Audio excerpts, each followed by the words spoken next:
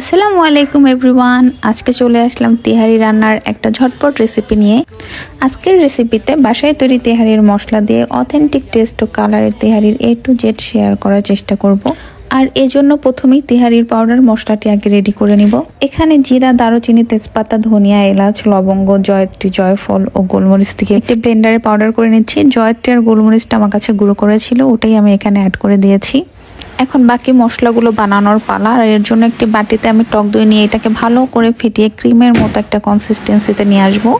এখন এখানে দিয়ে দিচ্ছি 1 টেবিল চামচ রসুন বাটা, 1 টেবিল চামচ আদা বাটা, পরিমাণ মতো লবণ এবং গুঁড়ো করে রাখা মশলাটা। এখন এখানে আমি একটু সরিষার তেল ব্যবহার করব তেহারির জন্য। তেহারিতে সরিষার তেলের ফ্লেভারটা খুব ভালো লাগে, তো সরিষার তেল দিয়ে মশলাটা ভালো মতো মেখে আমি এক পাশে রেখে দিব। আর এখানে আমি 1 কেজির মতো খাসির গোস্ত ভালোভাবে ধুয়ে খুব ভালোভাবে পানিটা ঝরিয়ে নিয়েছি।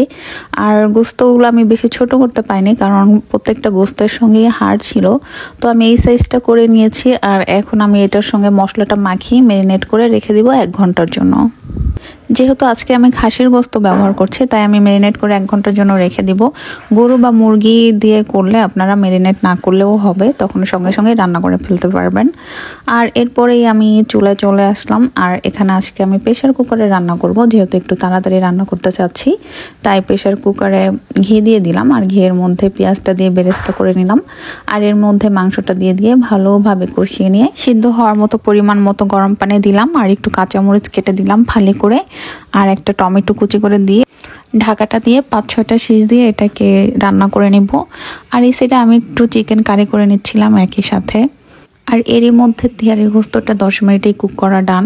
তো এখন আমি গোস্তগুলো ঝোলটা থেকে ঝরিয়ে আলাদা করে রাখবো। আর এই ঝোলটা দিয়েই আমি তেহারির যে রাইস ওটা রান্না করব। এখানে আমি 1 কেজি গোস্তের জন্য 500 গ্রামের মতো চিনি গুঁড়া চাল ভালোভাবে ধুয়ে পানি ঝরিয়ে ঘিয়ে ভালোভাবে ভেজে নিয়েছি। এরপর যে ঝোলটা ছিল সেই ঝোলটা দিয়ে এখন আরও 10 মিনিটের মতো ভালোভাবে কষিয়ে নিব। আর এরপরে এটার মধ্যে আমি গরম পানি দিয়ে অল্প আঁচে সিদ্ধ হতে দেব।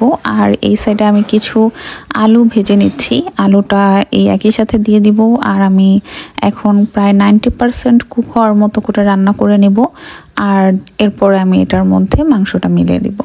মাংসটা দিয়ে দেওয়া হয়ে গেলে এর মধ্যে আরেকটু ঘি আর একটু কেওড়া জল দিয়ে আমি আরও 10 মিনিট একদম নিভু আঁচে রান্না করে নিলাম। আমি ভাতটা হাফ করে আলাদা উঠিয়ে রাখিনি, আমি একসঙ্গেই মিলিয়ে দিচ্ছি, যেহেতু অল্প পরিমাণে ছিল রাইসটা।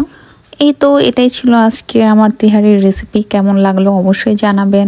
তো এটা ছিল আমার রাতের রান্না। এখন টেবিলটা সাজিয়ে নিচ্ছি। আর আজকের জন্য এই পর্যন্তই। আল্লাহ হাফেজ।